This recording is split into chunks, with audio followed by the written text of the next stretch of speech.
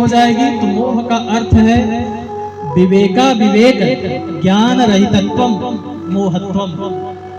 क्या उचित है क्या अनुचित है इसका ज्ञान ही नहीं रह जाएगा यदि आप क्रोध करेंगे।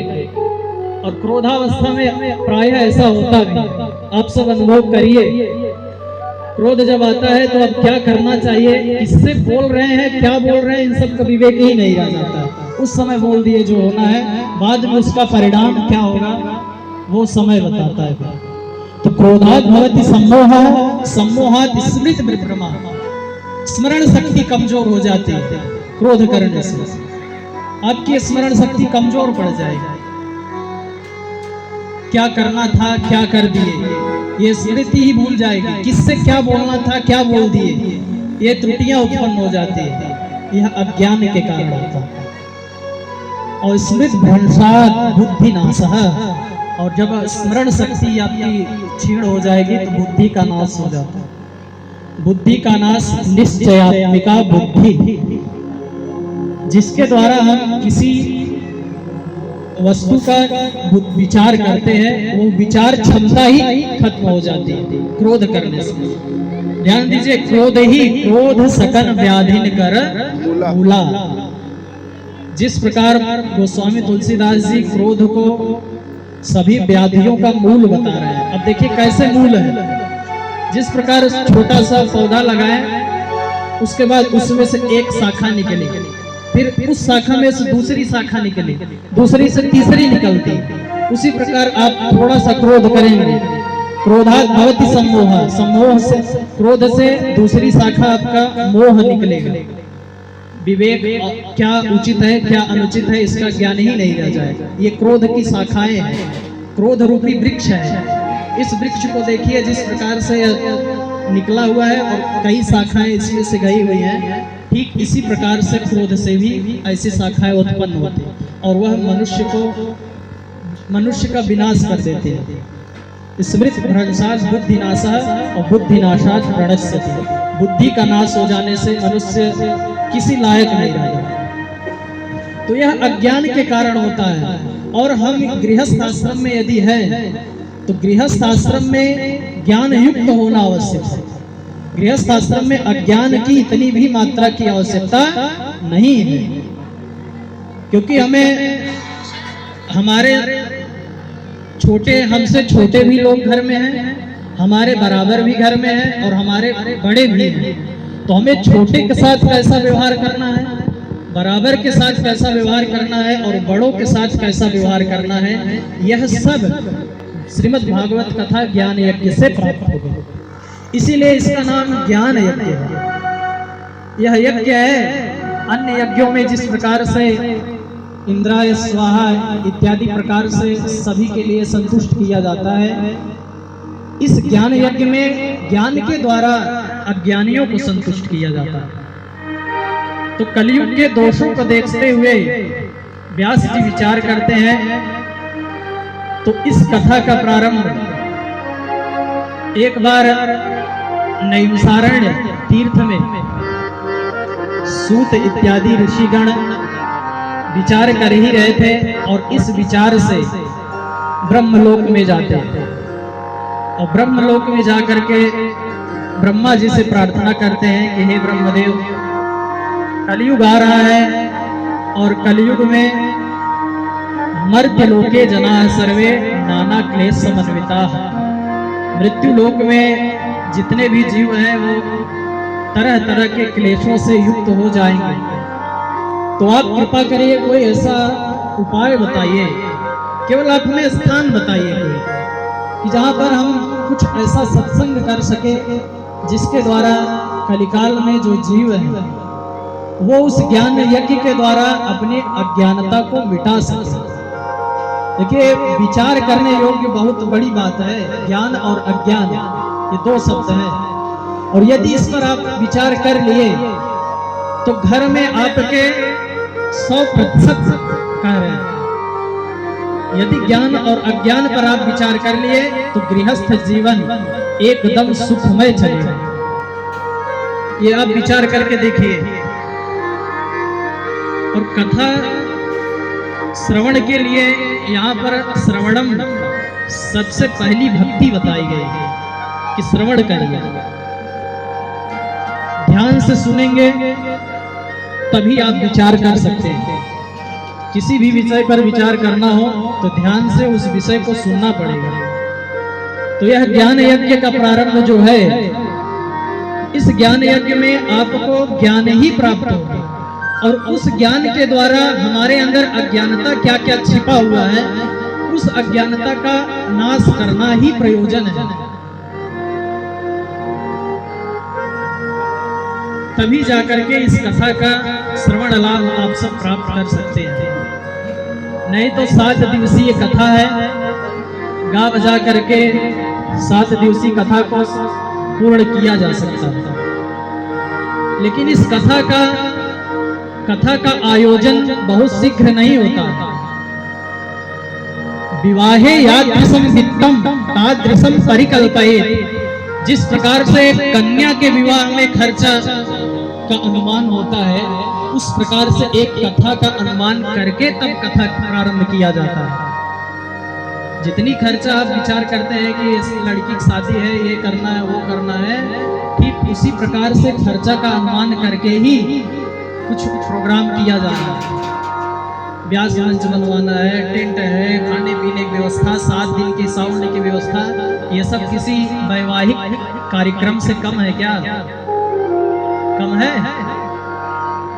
अब जो किए हैं वो जानते होंगे, ज्यादा ही हो। 7 दिवसीय विवाह में तो 1 दिन की ये सब व्यवस्था होती है, परंतु यहाँ तो 7 दिन की व्यवस्था। इसलिए आप सबसे निवेदन है व्यासपीठ से, और हम भी कथा प्रारंभ करने से पूर्व यही विचार किए थे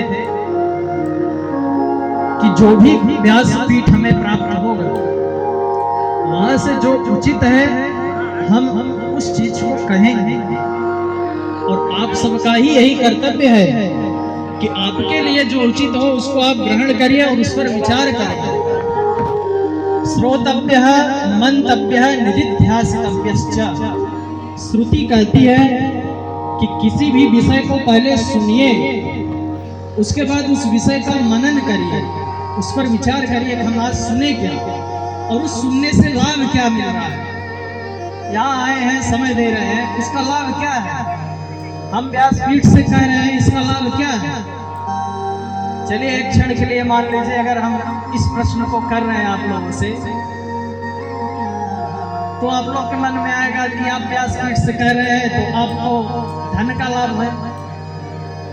मान लीजिए ऐसा विचार है, तो आप लोगों को क्या लाभ है?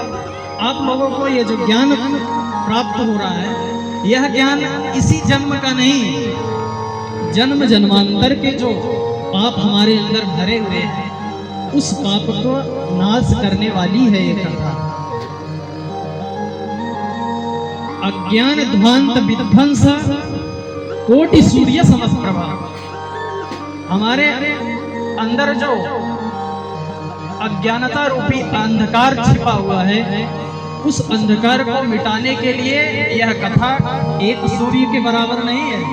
करोड़ों सूर्य जब चमकने लगते हैं, जितना प्रकाश होता है, उस प्रकार से यह कथा कोटि सूर्य समप्रभा। गर्मी के समय में आप लोग एक ही सूर्य से परेशान हो जाते हैं।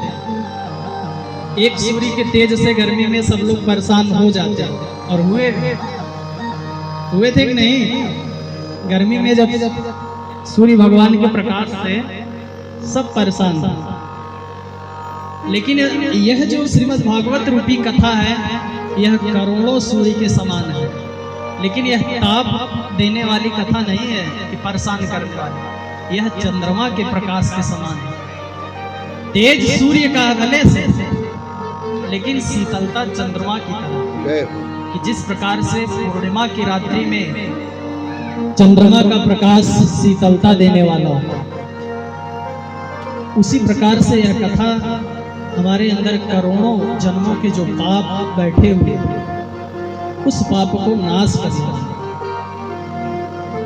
तो श्री सूत जी और शौनक इत्यादि ऋषि हैं।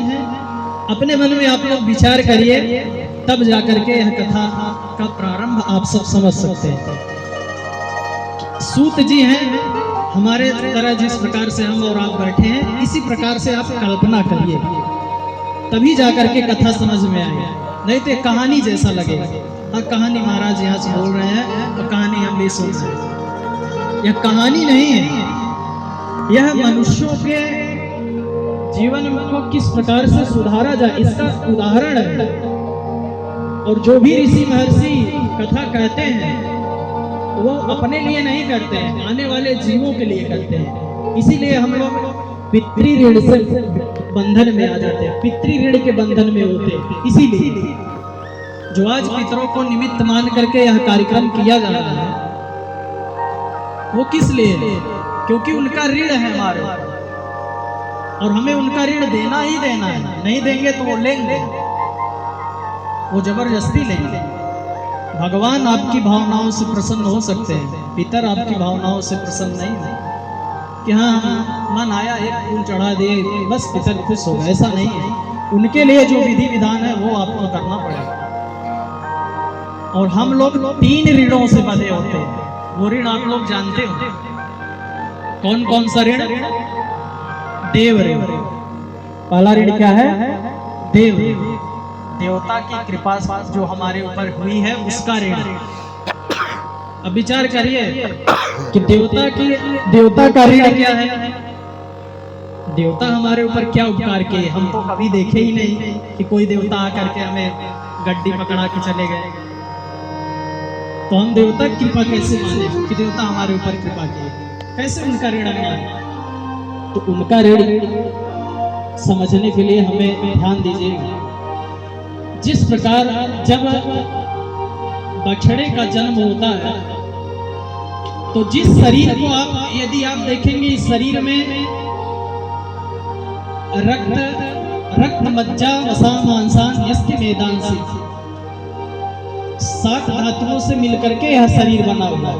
उसमें दूध से मिलकर के नहीं बना हुआ, यह शरीर दूध से मिलकर के नहीं बना है। रक्त मज्जा वसा मांसान, रक्त मज्जा वसा इत्यादियों से मिलकर बना हुआ। ये भगवान की कृपा कैसे है इस पर विचार करना कि देव ऋण कैसे हमारे ऊपर। तो जब बच्चे का जन्म होता है अथवा बछड़े का जन्म हुआ है, ये सब उदाहरण हम लोग देख रहे हैं। जितने भी उदाहरण दिए जाते हैं वो लोक में चल रहे हैं, केवल हम लोग विचार नहीं करते हैं। भगवान की कृपा पर विचार करने पर पता चलता है।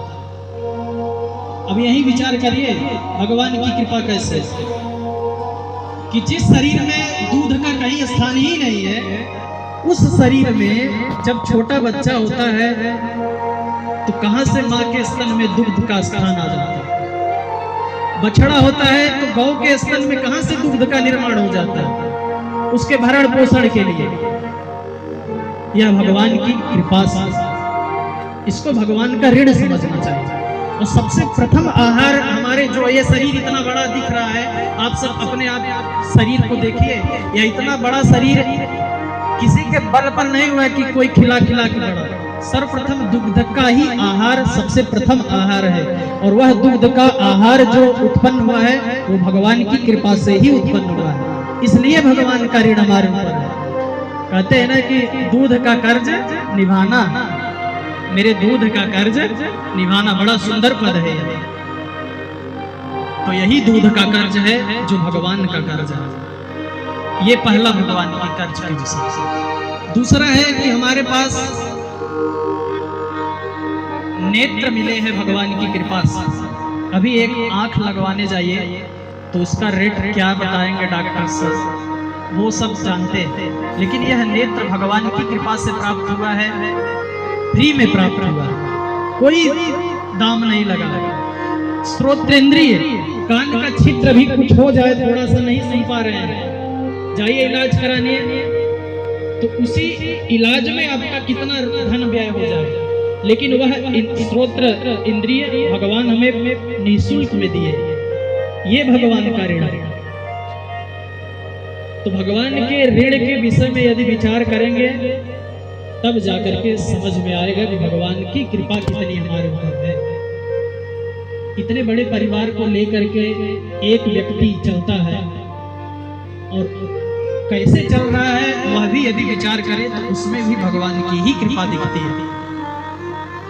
तो यह है देव ऋण, और इस देव ऋण को चुकाने के लिए आचार्यों ने कहा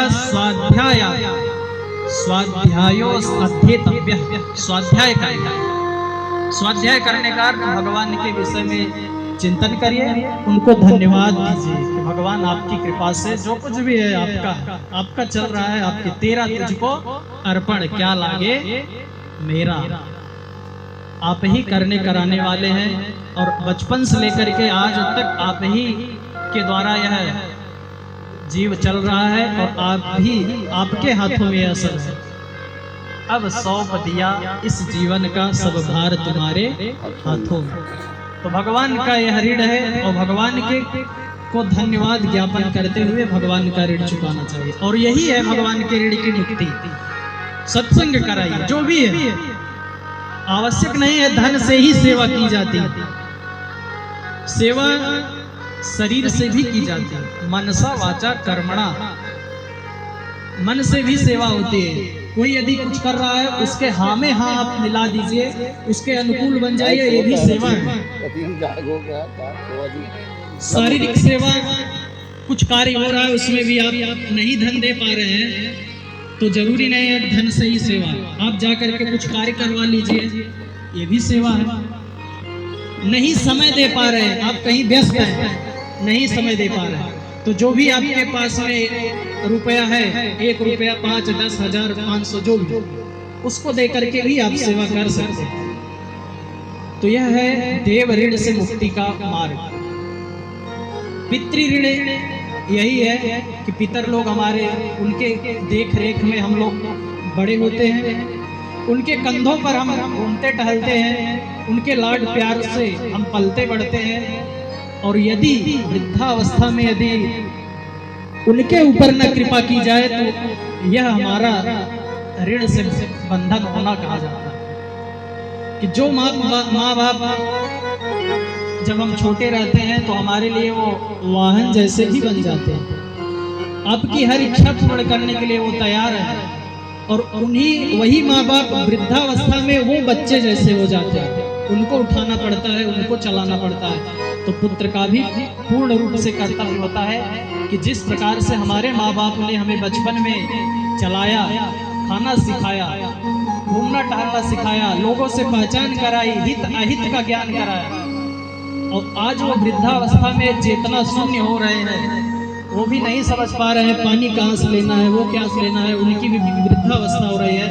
तो हमारा भी पूरा कर्तव्य है कि हम भी उनके साथ लगे रहें।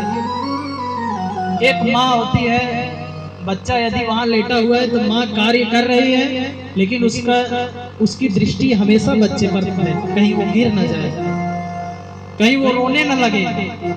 माँ दूर है, यदि आवाज सुन रही है, और लोग घर के नहीं दौड़ रहे हैं, लेकिन वो वहां से ही दौड़ चले आए कि रो रहा है।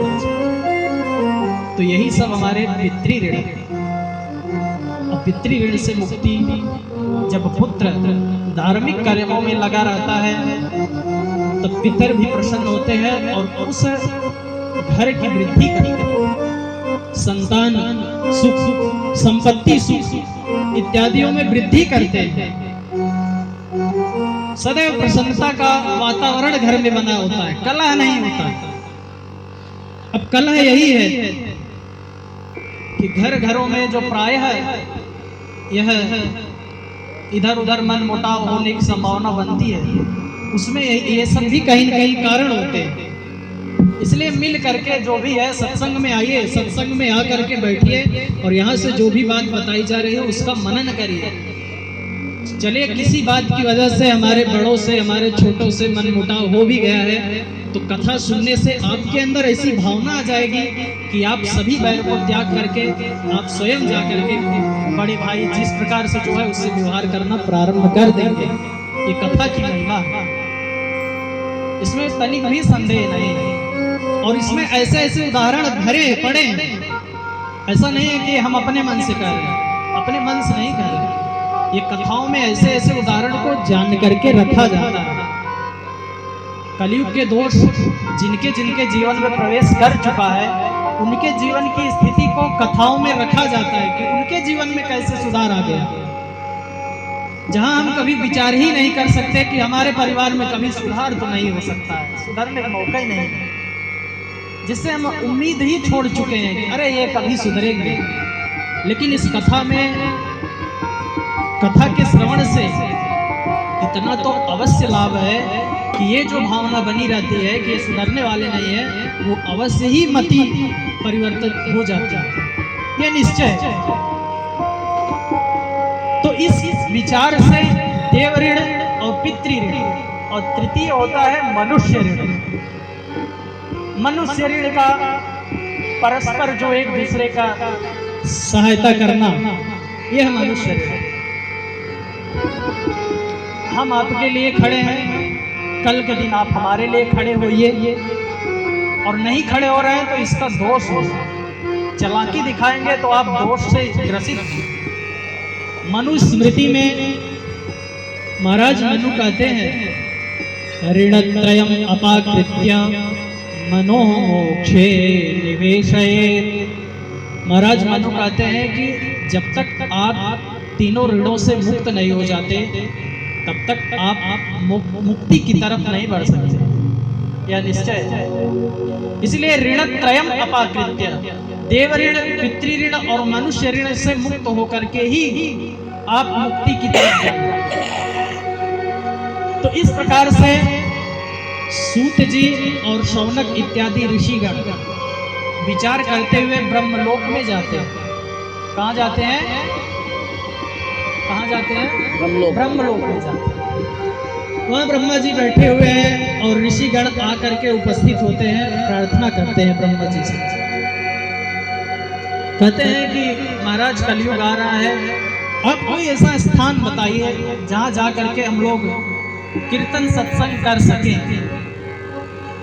तो ब्रह्मा जी की कृपा से ब्रह्मा जी प्रार्थना किए तो एक चक्र वहां से चला। ब्रह्मा जी कहते हैं आप लोग इस चक्र के पीछे जाइए, और यह चक्र जहां पर रुकेगा उसी तीर्थ पर जाकर के पुराणों की कथा का श्रवण और कथन करिए। तो वह चक्र वहां से चला ब्रह्मलोक से, पीछे पीछे सब ऋषिगण पीछे पीछे चलते, और नैमिषारण्य भूमि, नैमिषारण्य आप लोग सुने होंगे और दर्शन आप लोग किए हैं कि नहीं किए? नैमिषारण्य कितने लोग नैमिषारण्य गए हुए? हाथ ऊपर करेंगे। नैमिषारण्य नहीं गए, नहीं गए होंगे तो जाइए, वहां में तीर्थ चक्र तीर्थ है। वैसे नैमिषारण्य अभी हमें भी अवसर नहीं प्राप्त हुआ है, लेकिन जो भी है हम लोग पढ़ करके समझे हैं कि नैमिषारण्य में क्या क्या है। लोग जा करके देखते हैं, हम लोग पढ़ करके देखते हैं कि वहाँ ऐसा ऐसा है, और होता भी। बद्रीनाथ में क्या क्या है वो हम पढ़ करके जान जाते और जा करके देख लेते हैं। इसीलिए और श्रद्धा बढ़ती है, तीर्थों के प्रति श्रद्धा इसीलिए और बढ़ती है कि जिस ग्रंथ में हम जो चीज पढ़ रहे हैं वो चीज विद्यमान है।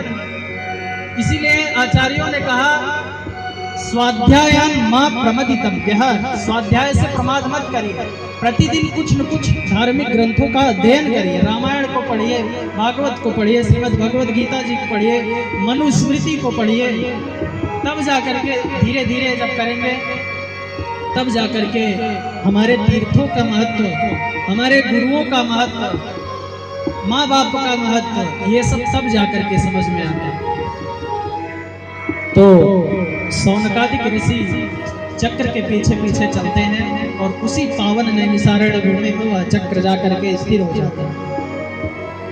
और जब चक्र वहां पर स्थिर होता है तो सब लोग ऐसा जान करके कि यही भूमि कथा योग्य है, तो इस प्रकार से विचार करके श्री सूत जी महाराज जो व्यास जी के शिष्य श्री सूत जी महाराज और शौनक इत्यादि 88,000 ऋषि हैं। शौनक इत्यादि ऋषियों से सूत जी उम्र में वैसे कम है, लेकिन उनके पास योग्यता है। इस योग्यता को देख करके व्यास रूप से श्री सूत जी को चयन करते हैं कि आप व्यास मंच पर विराजिए और पुराणों की कथा का प्रारंभ करिए। तो सूत जी को व्यास मंच पर बैठाया गया और व्यास मंच से पहले विधि पूर्वक पूजन किया गया और पूजन करने के बाद आचार्य कहते हैं नैमिषे सूतमासीना, नैमिषे सूतमासीना, सूत जी को नैमिषारण्य में बैठाते हैं व्यास मंच पे और 88,000 ऋषि श्रद्धा पूर्वक बैठ जाते हैं श्रवण करने के लिए। और श्रवण करते समय सबसे पहले श्रीमद् भागवत जी के प्रारंभ में, वैसे व्यास जी 18 पुराणों की रचना की, 17 पुराणों की रचना के बाद फिर भी उनका मन अशांत था। हमारे सनातन धर्म में 18 पुराण कहे जाते हैं। कितने पुराण? 18 पुराण। 18वें पुराण में श्रीमद् भागवत महापुराण की रचना सबसे अंत में की गई है। और अग्नि पुराण जो है, अग्नि पुराण में कहते हैं कि सब ज्ञान भंडार उसमें भरा हुआ है। ऐसा कोई ज्ञान नहीं है जो अग्नि पुराण में।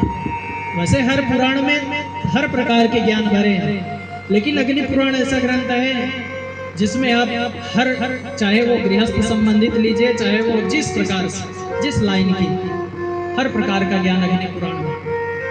लेकिन फिर भी व्यास जी को संतोष नहीं हुआ। व्यास जी सोच रहे हैं कि मन मेरा अशांत नहीं है, लग रहा है कि अभी भी जिस संकल्प को लेकर के मैं पुराणों की रचना प्रारंभ किया था, वह संकल्प मेरा लग रहा है अभी भी पूरा नहीं है। जैसे आप लोग विचार करिए,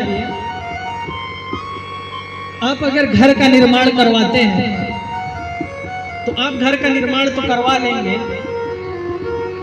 लेकिन आपको लगता है, आप जो मिस्त्री पूछेगा, हाँ महाराज हो गया है, घर तो बन गया है, आप जैसा बताए थे बन गया, तो आप घर के सामने जा करके ऐसे देखेंगे, सोचेंगे यहाँ पर कुछ और होना चाहिए तो ठीक था।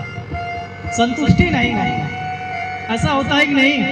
कोई भी कार्य आप प्रारंभ करेंगे उसमें कहीं न कहीं थोड़ी सी असंतुष्टि लगी ही रहती है। व्यास मंच का ही निर्माण हो गया है, लेकिन लाइट मंच अंधेरा लाइट या साइड या साइड थोड़ा मौसम यदि सही होता तो सही बना पता नहीं क्योंकि अंधेरा। तो व्यास जी के मन में भी ऐसी ही असंतुष्टि थी, तो नारद जी आकर के समाधान दिए हैं। उस कथा को हम लोग बाद में श्रवण करेंगे। तो इसी 18 पुराणों की रचना बद्री नारायण में, उत्तराखंड में भगवान बद्री नारायण का स्थान है, जहाँ पर नर नारायण भगवान तपस्या कर रहे हैं। और बद्री क्षेत्र में व्यास जी की गुफा है। आप लोगों में बद्रीनाथ कौन कौन गए हैं? बद्रीनाथ जाना अभी? अच्छा, बद्रीनाथ जी से हम निवेदन करेंगे कि बद्रीनाथ जी कृपा करें कि आप सब भी को अवसर मिले, बद्रीनाथ जी का पधारने के अवसर प्राप्त हो। एक बार इस दास को बद्रीनाथ जाने का अवसर प्राप्त हुआ है, अपने गुरु जी के साथ गए। ध्यान देंगे, गुरु की कृपा यहाँ पे भी अभी होने वाली है, लेकिन उससे पहले ही हम गुरु की महिमा हम आपको थोड़ा सुना ही दें। हमारे मन में इच्छा थी कि बद्रीनाथ कैसे चला जाए, कैसे चला जाए। ऋषिकेश में जिस समय अध्ययन कर रहे हैं, तो भगवान की कृपा देखिए, यह वास्तविक है। यहाँ व्यास मंच से बैठ करके बनावटी बातें नहीं बोली जाती। आप लोग कई बार देखे होंगे कि व्यास जी के आंखों से अश्रु निकलने लगते हैं। वो दिखावे के अश्रु नहीं होते, वो भाव कृपा होती है। उस कृपा का आप अनुभव करेंगे तो खुद आपको ऐसा लगेगा नहीं, बड़ी कृपा है। और हमारे मन में ऐसा विचार चल ही रहा था कि हम गए अध्ययन करने के लिए गुरु जी के पास में। दोपहर के समय हमारी कक्षा चलती थी और उसी समय गुरु जी हमसे कह रहे हैं कि अंकित, कल हम लोग प्रातः में बद्रीनाथ चलने वाले हैं, तो आपको चलना हो तो बताइए, तैयार हो जाइए। गाड़ी जा रही है, चलिए। अब देखिए यही कृपा, देखिए जो संकल्प हमारे मन में एक हफ्ते से सोच रहे थे, मैं सोचा 4 वर्ष हम ऋषिकेश रहे, अध्ययन किए, और हमारे मन में हो रहा था अब पता नहीं चले जाएंगे उत्तर प्रदेश, तो फिर उत्तराखंड की भूमि में पता नहीं कब आना होगा। तो भगवान कृपा करते तो बद्रीनाथ जी हुआ था। और उसी समय गुरु जी बोले, और अगले दिन ही हम लोग तैयार हुए, बद्रीनाथ जी गए, दर्शन किए। ये बड़ी कृपा है भगवान बद्रीनारायण। बोलिए बद्रीनारायण भगवान की। तो बद्रीनाथ जी से प्रार्थना वहां निवेदन किए हैं कि भगवान उन्हीं की कृपा से आज व्यास मंच पर विराजमान है। बद्रीनाथ जी से निवेदन किए थे, प्रभु आपकी कृपा से जिस दिन हम व्यास पीठ पर बैठेंगे तो हम प्रयास करेंगे कि श्रोता हमारे साथ हो या ना हो। यदि हम वक्ता बन गए तो हम अवश्य आपके धाम में जब भी हमारा आगमन आपकी कृपा से होगा तो मैं वहां कथा जरूर करूंगा। यह हमारी संकल्प। और आपसे अभी कह रहे हैं कि जब भी ऐसी रचना बनेगी तो आप लोगों तक सूचना हम अवश्य पहुंचाएंगे। जो भी आप लोगों में से चलना चाहे बद्रीनाथ जी तो आप लोग अवश्य चलिएगा, वहाँ सब प्रकार से सुविधा की जाएगी। आप लोग भी अवश्य ही वहाँ चल करके बद्रीनारायण जी के दर्शन करिए और वहाँ पर भागवत भगवान की कथा का श्रवण करिए। तो व्यास जी की वहाँ एक गुफा है और वह अद्भुत गुफा है। पत्थरों में आप लोग गुफा तो बहुत देखे होंगे, उस गुफा की आकृति, पहाड़ों की गुफा आप लोग देखे होंगे, तो उस गुफा की आकृति अलग रहती है। लेकिन जो बद्रीनारायण की जो गुफा है, व्यास भगवान की जो गुफा है, वहाँ जो पत्थर लगे हुए हैं वो कोई लगाए नहीं गए, कोई कारीगर आकर उठा उठा पत्थर रखा, ऐसा नहीं है। अपने आप जिस प्रकार से ग्रंथ के एक पन्ने होते हैं, इस प्रकार से जिस प्रकार से पन्ने क्रम से ऐसे रखे हुए हैं, इसी प्रकार से व्यास भगवान की गुफा ऐसे ऐसे बनी है पत्थरों से। यह दिव्य है। कहा जाता है कि व्यास भगवान पुराणों की रचना किए और यही उनके पुराणों का पर्वत ही बन गया, 18 पुराण। तो कथा रचना तो 18 पुराणों की बद्रीनारायण में हो गई, लेकिन इसका वाचन कहाँ हो, इसके लिए जगह ब्रह्मा जी ने नैमिषारण्य में दी। और नैमिषारण्य भूमि में श्री सूत जी को व्यास पीठ पर बैठाया गया और व्यास पीठ पर बैठने के बाद सौनकादिक ऋषि सामने बैठ जाते हैं और निवेदन करते हैं, सुतरूप प्रबोधज्ञ सर्वशास्त्र विशारद एतत् कथा प्रकाशेन मदज्ञानं विनाशय। एतत् कथा प्रकाशेन मद अज्ञानम विनाशय। अभी जो अज्ञान की बात हो रही थी और यह ज्ञान यज्ञ है। श्री शौनक ऋषि भी कहते हैं, सूत जी से प्रार्थना करते हैं, सुख